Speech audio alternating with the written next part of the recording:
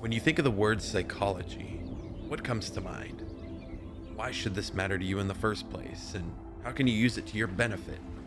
In this video, I'm going to give you a deep dive into the field of psychology and explain why it can change your life. My name is Jeff, and my goal is to make psychology make sense. Stick around.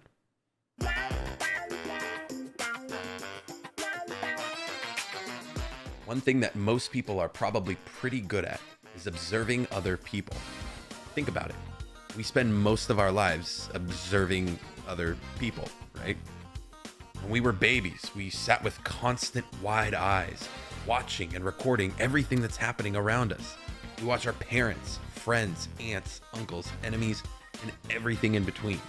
As we grow older, we watch our teachers, our bosses, our favorite characters on our favorite shows. We become fixated on observing other people, whether we're particularly interested in them or not. It raises an interesting question. Over time, can we learn and understand something about someone else just by observing them? Absolutely. This is psychology at play. It's the scientific study of the mind and behavior. It helps us answer questions like, why are people the way that they are, and what could influence that? It exists all around us, in math, science, technology, in the jobs we have. It starts with people in the mind. Our brains also love to play tricks on us. We have false memories, assumptions, problems with our attention spans, and so much more that we'll be talking about in future videos. It's a massive field of study with branches of specialties like forensic psychology and business psychology. You might hear about it at first and think it's just about studying abnormal minds. But the starting point for psychology is actually understanding normal or healthy brain functions.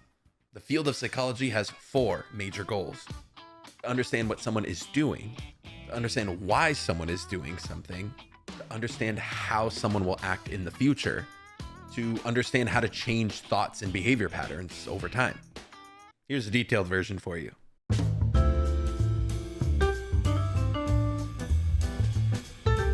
There's a research or experimental side of psychology that looks at the why and the what parts, like why is a child bullying others at school, or what is happening in my child's brain. Then there's the applied side of psychology that simply takes the research and applies those findings to real life. This is where psychologists can guide others on how to influence their thinking and actions. I would argue that psychology is one of the most important things to understand and study because it virtually has to do with everything we do on a day-to-day basis.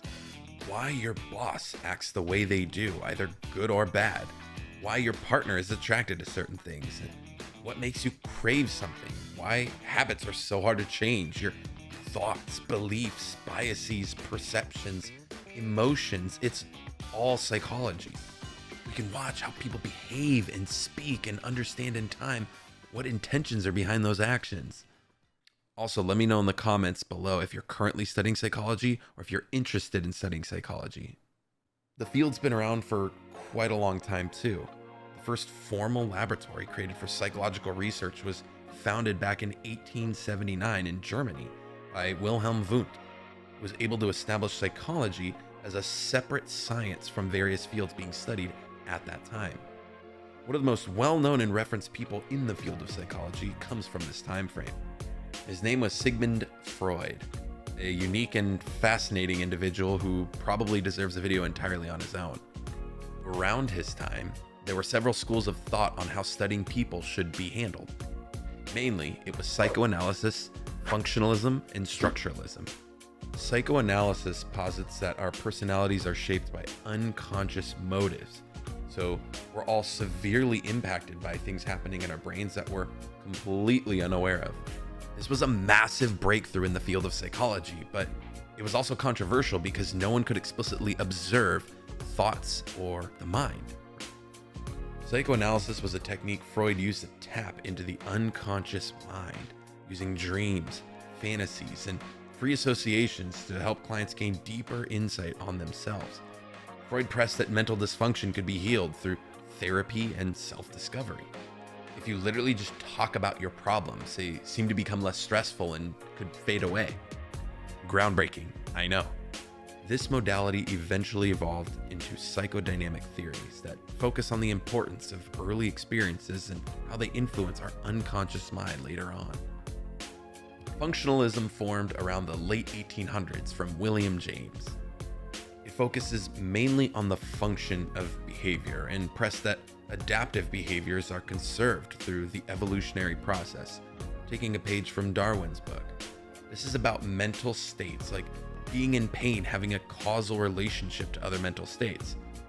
Arcing off this, we look into behaviorism, which was the study of observable behavior. Early work in the area was done by the famous John B. Watson, B.F. Skinner, and Ivan Pavlov. Fun fact, Pavlov was actually the psychologist responsible for the famous classical conditioning experiment. It involved a dog and a bell. He would make the dog drool without any food present just by ringing a bell. Ring a bell? Maybe in something you've seen recently? Structuralism was created by Wilhelm Wundt and Edward Titchener in the early 1900s, but it was fairly short-lived because it was seen as too subjective. This relied heavily on patients' introspection on how things made them feel while they were happening. Since then, there's been a wide array of breakthroughs and evolutions in the field of psychology to help us better understand consciousness and behaviors. Mountains of scientific research and application have been done to evolve the field into what it is today. In summary, psychology is a field that each of us experience daily, with a wide array of research topics, applications, and compelling questions to ask. It helps us tackle some of the hardest battles we ever have to face, the ones with ourselves. Humans are diverse, society is diverse, and our problems are diverse. Because of this, our solutions ought to be diverse. Thanks to psychology, we can tackle this. This is a practice that has been around for many years, has experienced plenty of evolutions, and will continue to be studied far beyond our lifetimes.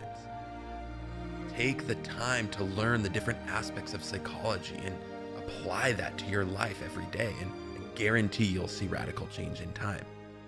Understanding and applying psychology has literally changed my life. It's helped me understand so much about myself, others, and the world around us. It's brought me clarity and peace in a world full of uncertainty and chaos. It's helped me land a career where I can give back to others.